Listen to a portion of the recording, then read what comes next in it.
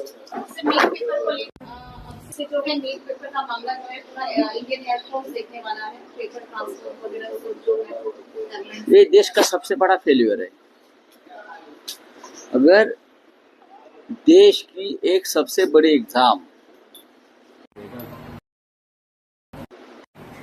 ये सरकार, उनके मंत्री, उनकी सिस्टम ठीक तरह से नहीं ले पा रही, पेपर लीक हो रहे हैं। आपने देखा होगा महाराष्ट्र में, मराठवाड़ा में एक नीट के स्टूडेंट ने आत्महत्या कर ली, निराशा। बच्चे डिप्रेशन में गए और ये नीट पेपर लीक का जो अड्डा है, सेंटर है, वो महाराष्ट्र है, लातूर है। तो मेरी ये बात मैं कल भी कहा कि राज्य के मुख्यमंत्री देवेंद्र फडणवीस, क्या उनकी कोई जिम्मेदारी नहीं बनती? इतने बड़े नेता है, इतनी सरकारें बनाई, इतने आमदार खरीदे, इतने एमपीज खरीदे, उनके हाथ में इतनी बड़ी यंत्रणा है, इंटेलिजेंस है, पुलिस है, सीआईडी है, ईडी है, सीबीआई है, लेकिन इतने सालों से उनके नाक के नीचे नीट पेपर लीक का कांड चल रहा था और पूरे देश में महाराष्ट्र की बदनामी हुई। और अब आर्मी को बुलाया है एग्जाम लेने के लिए। आर्मी क्या क्या करेगी? आर्मी बॉर्डर पर काम करेगी, आर्मी ऑपरेशन सिंदूर करेगी, आर्मी टेररिज्म के खिलाफ लड़ेगी। हाँ, जब बाढ़ आती है, कोई संकट आता है नेचुरल, तो वहां काम करेगी। अब एक नई जिम्मेदारी उनके ऊपर आ गई, ये एग्जाम ले लो भाई, एग्जाम ले लो, चुनाव ले लो। क्या ये आर्मी का काम है? ये फेल्यूर ऑफ सिस्टम गवर्नमेंट है, गवर्नेंस है। अब मैंने पढ़ा कि प्रधानमंत्री खुद ध्यान देंगे। उसका मतलब क्या है? अब प्रधानमंत्री एग्जाम सेंटर पर जाकर बैठेंगे, हेडमास्टर। महाराष्ट्र इतने बड़े पेपर लीक का सेंटर कैसा बना, अड्डा कैसा बना, उसकी जांच होनी चाहिए। मैं बार बार कह रहा हूं, ये सब लोग बीजेपी से संबंधित लोग, सभी लोग। आप किसी का भी नाम लीजिए, मैं आप उनकी आरएसएस और बीजेपी की हिस्ट्री बता दूंगा। चाहे कुलकर्णी हो, चाहे मोटेगांवकर हो, चाहे मनीष मांडरे हो, चाहे हवलदार हो, चाहे वो चेतन शाह, तेजस शाह हो, ये सभी लोग बीजेपी और आरएसएस के समर्थक और कार्यकर्ता और सपोर्टर है। सर, सुप्रीम कोर्ट में इस मामले को लेकर सुनवाई भी होने वाली है। अरे सुप्रीम कोर्ट की बात छोड़ दीजिए, सुप्रीम कोर्ट में कुछ नहीं होता। जो सरकार बताएगी उनको वही निर्णय आ जाएगा। सर, ये सीएम सिद्धारमैया ने जो है कल इस्तीफा दे दिया मुख्यमंत्री पद से। आज जो है राहुल गांधी से दिल्ली में मुलाकात करेंगे, राज्यसभा के लिए भी उन्होंने मना कर दिया है। देखिए, ये कांग्रेस पार्टी की एक इंटरनल व्यवस्था है, लेकिन मेरा आदर जो है सिद्धरामैया जी के प्रति वो बढ़ गया है। इतनी स्मूथ तरीके से कभी कोई सत्तांतर नहीं होता किसी राज्य में, कोई अपना पद नहीं छोड़ता। हाँ, जो इतने सीजन लीडर है, वहां के एक लोक नेता है सिद्धरामैया जी। हाँ, लेकिन कांग्रेस पार्टी, उनके पार्टी ने आदेश दिया और पद छोड़ा। ये बहुत कम बार मैंने देखा है देश की राजनीति में, इसलिए मेरा जो आदर है सिद्धरामैया जी के प्रति वो बहुत बढ़ गया है। सर, क्या लगता है कांग्रेस में सिद्धरामैया ने दिल्ली में जाने से तो मना कर दिया है, लेकिन क्या आला हाईकमान की पोस्ट संभालेंगे या फिर उनके पास? नहीं, बात तो वो मैंने कह सकता हूँ, लेकिन कुछ लोगों की एक मानसिकता होती है कि राज्य में काम करें। दिल्ली उनको ज्यादा पसंद नहीं आती राष्ट्रीय राजनीति।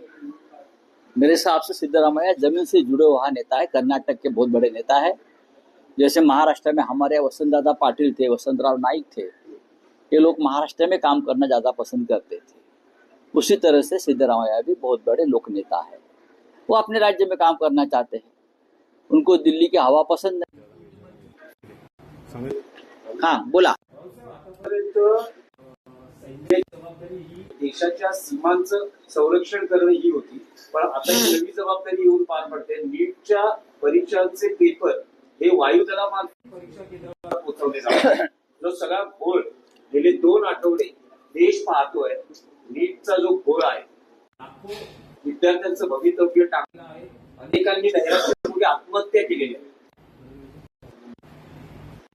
मराठवाड्यामध्ये एका तरुणानं आत्महत्या केली नीटच्या विद्यार्थ्यानं. महाराष्ट्रातले नव्हे देशातले असंख्य विद्यार्थी ज्याने नीटची परीक्षा दिली आणि देणार होते, त्यांच्यामध्ये डिप्रेशनची एक भावना निर्माण झालेली आहे. त्यांचं मानसिक संतुलन खराब झालेलं आहे. त्यांना आपल्या भविष्याची चिंता वाटते आणि याला सर्वस्वी जबाबदार देशाचे पंतप्रधान, देशाचे शिक्षण मंत्री धर्मेंद्र प्रधान आणि महाराष्ट्राचे मुख्यमंत्री सन्माननीय. नीटचा जो अड्डा आहे, जसा दहशतवाद्यांचा हल्ला असतो, अड्डा असतो बालकोटला वगैरे, तिथे मग तुम्ही अटॅक केलात, काय कुठला अटॅक केला, सर्जिकल, तसे अड्डे पेपर लीक वाल्यांचे, नीटचे, केंद्रीय परीक्षांचे हे महाराष्ट्रात असावे.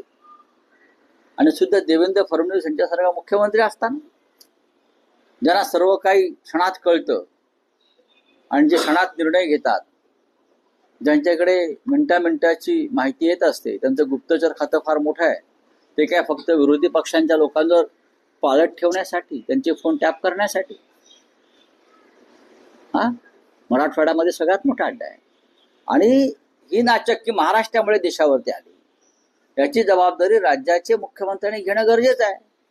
त्यांनी समोरून सांगायला पाहिजे, हो मी जबाबदार आहे. जसं काल केंद्रीय शिक्षण मंत्र्यांनी जबाबदारी घेतली, ठीक आहे, त्यांचा राजीनामा आम्ही मागतो, पण महाराष्ट्रामध्ये हे पेपर लीकचं सगळ्यात मोठं केंद्र आहे. आणि जे लोक पकडले आतापर्यंत 8 महाराष्ट्रातून प्रमुख, हे सगळे भारतीय जनता पक्षाशी संबंधित आहेत. नीटचे प्रमुख कोण आहेत? प्रदीप जोशी. कोण आहेत? RSSचे कडवट समर्थक आहेत. त्यांचा रेकॉर्ड पहा. प्रदीप जोशी महाराष्ट्रातले आहेत माझ्या माहितीप्रमाणे. आणि सगळ्यात भारतीय जनता पक्ष आणि संघ परिवारातल्या अत्यंत जवळचे असल्याशिवाय त्यांना नीटच्या प्रमुखपदी नेमलंच जाऊ शकत नाही. हे सगळे पेपर सेट करणारे कोण आहेत? हे भाजपशी संबंधित लोक आहेत. त्याच्यामुळे पेपर लीक करणारे पण तेच लोक आहेत. याची जबाबदारी राज्याच्या मुख्यमंत्र्यांनी घेतला पाहिजे. या देशातली एक परीक्षा तुम्ही घेऊ शकत नाही. एक परीक्षा तुम्ही काय देशाचं रक्षण करणार आणि नवीन पिढीचं भविष्य घडवणार, तरुण पिढीचं? तुम्हाला आर्मी आणावी लागते परीक्षा घ्यायला. आर्मीने काय काय काम करायचं?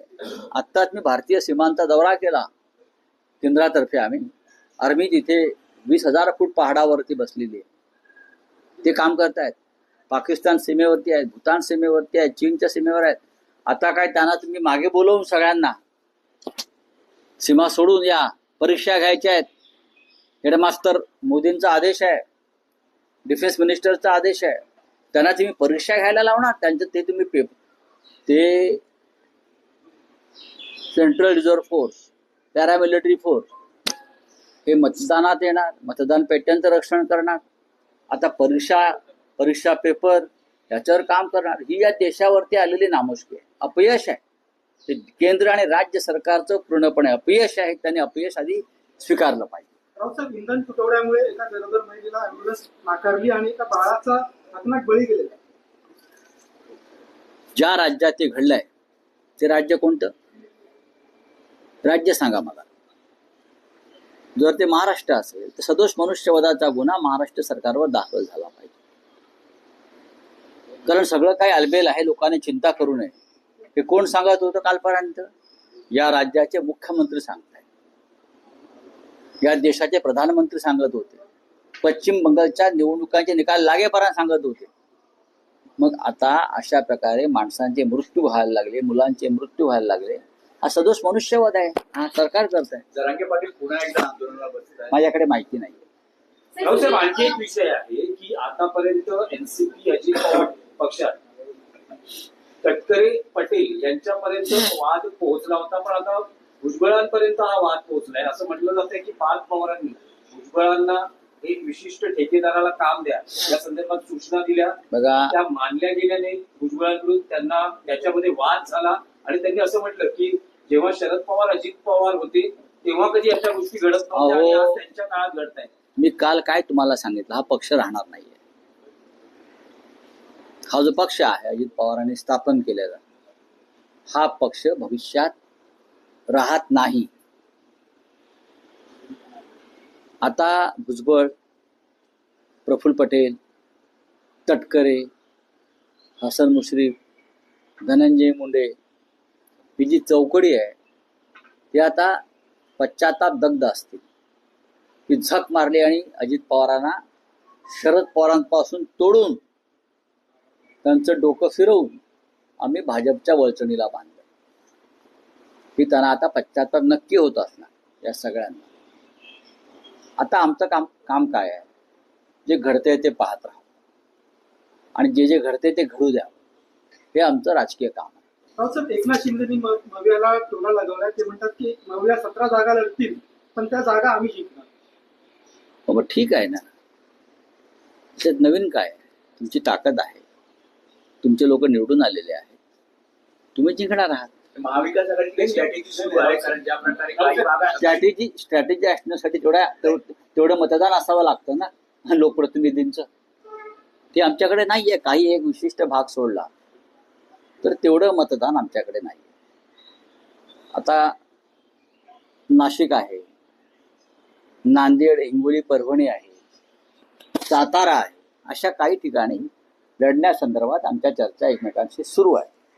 पण दुर्दैवानं अनेक स्थानिक स्वराज्य संस्थांच्या मतदारसंघामध्ये आमच्याकडे तेवढं पुरेसं म्हणण्यापेक्षा खूपच कमी असं मतदान असल्यामुळे त्या जागामध्ये का लक्ष घालायचं अशी आमच्याकडे चर्चा आहे. पण हे 4-5 जे मतदारसंघ आहेत मला मी सांगितलं, त्याच्यावरती कोणी काय लढावं, कसं लढावं याच्यावर चर्चा सुरू आहे. भांडण चालू आहे, त्याचा फायदा घेण्याचा काही प्रयत्न आहे? नाही, त्यांच्या भांडणाचे आम्हाला फायदा होणार नाही, इतकी आमच्या जागा कमी. तेच आहे राऊत, तुम्ही म्हणतात संख्याबळ नाहीये, अशा वेळेस स्ट्रॅटेजीचा काय भाग? पण काँग्रेस आणि महाविकास आघाडीच्या ज्या बैठका होत्या त्यात असं म्हटलं जाते की 17च्या 17 जागा आम्ही लढवणार आहोत. बघा, लढवू द्या त्यांना जागा, त्यांना खुमखुमी आहे. त्यात तुम्ही या, शिवसेना, लढू द्या, उद्धव बाळासाहेब ठाकरे पक्षही आहे, लढू द्या की. आता शेवटच्या दिवशी तुम्हाला कळेल. आता आमच्या तसं चाललंय की कोकणची जागा लढावी, त्याच्यावरती आज निर्णय होईल. काही ठिकाणी आमच्या कार्यकर्त्यांचं म्हणणं आहे की बिनविरोध निवडणूक होऊ द्यायची नाही, आपण निवडणूक लढूया, त्याचाही विचार सुरू आहे. आणि त्याच्यावरती माननीय उद्धव ठाकरे असतील किंवा सुप्रिया सुळे असतील किंवा हर्षवर्धन सकपाल जे असतील, त्याच्यामध्ये आमच्या चर्चा सुरू आहेत. आज उद्याकडे त्याचा निकाल लागेल. किती जागा लढल्या पाहिजेत? नाही, मला काही वाटत नाही. मला असं वाटतं की पुढल्या निवडणुकीची तयारी करून आपल्याला आता जास्तीत जास्त लोकांपर्यंत जाऊन पुढली विधानसभा, लोकसभा आणि त्यानंतरच्या स्थानिक स्वराज्य संस्था, याच्यासाठी आम्हाला आतापासून काम केलं पाहिजे, हे मला वाटतं. राऊसाहेब, दिल्लीहून बातमी आहे की असं कळते आहे की 6 जूनला इंडिया आघाडीची बैठक होते आहे आणि यासाठी ममता बॅनर्जी यांनी पुढाकार घेतला आहे आणि शक्यता आहे की महाविकास आघाडीतले सगळेच प्रमुख नेते दिल्लीत या अशी बैठक व्हावी अशी आमची सगळ्यांची इच्छा अनेक दिवसापासून आहे. आणि अशा बैठकीमध्ये आतापर्यंत ममता बॅनर्जींची आडकाठी असायची, हे खरं आहे.